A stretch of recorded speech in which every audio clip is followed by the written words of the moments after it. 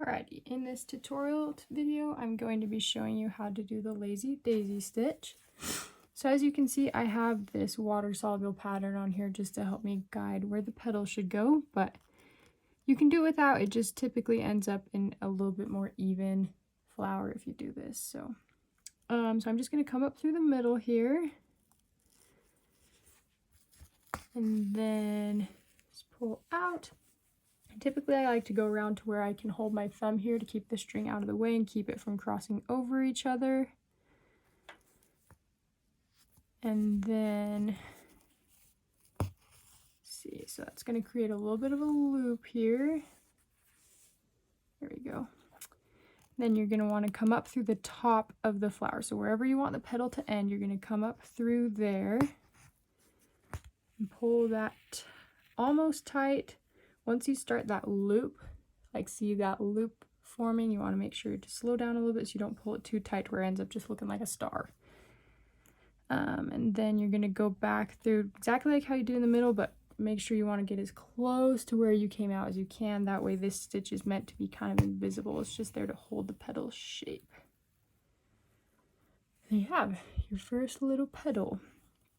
And after that, it's pretty easy. You're just going to do the same thing on each petal. And again, one mistake I'll point out is make sure you do not cross your strings over. So always use this trick. If they end up crossing like this, and then you go through the hole, it's going to end up just a straight line again, like that star flower, which is totally fun if that's what you want. But if you're trying to get this kind of more flowery effect, make sure to keep your strings from crossing. So you're going to go back through again.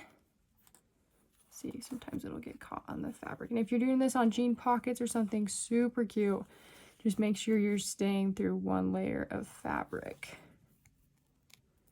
And then again, let's see, come up through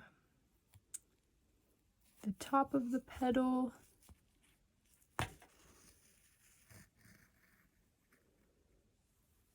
Creating that little petal shape.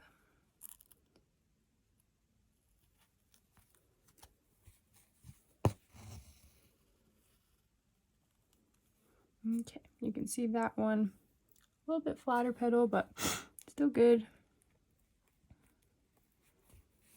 And I do usually recommend doing this with 3 strings or more, just so that the petals end up being a little bit more full. Because if you do thinner, you can usually see the stitch that's above that's holding in. It kind of just doesn't look as good. Especially on clothing, like you want to be able to tell what it is, so.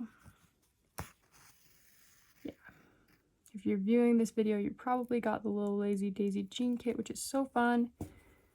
But this is a good example on a hoop. So just finish this out for you so you can see it. Sometimes it takes a couple tries to get to the middle.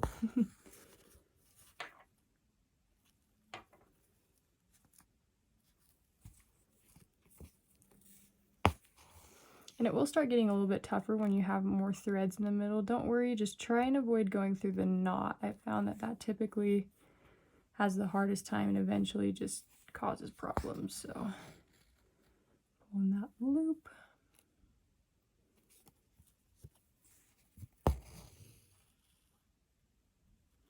And see, that one kind of got a little bit uneven to where one string was tighter and one was looser. So then you can kind of just like play with it and foil the petal out a little bit.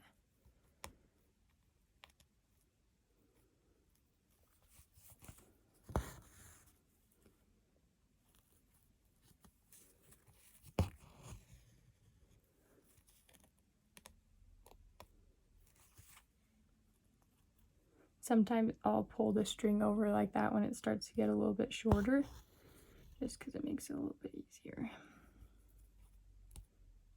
That petal out of the way, go down, pull that tight. And there you have the flower. I'm going to go around this pattern underneath some water so you can actually see what it looks like clean. We'll be right back. Okay, here's the finished product. It's still kind of wet, so it looks kind of gross, but at least you can see the shape, how they should turn out. And again, like as you get better, the petals will get a little bit more even and a little bit flatter, but that's kind of the basic tutorial for your Lazy Daisy stitch.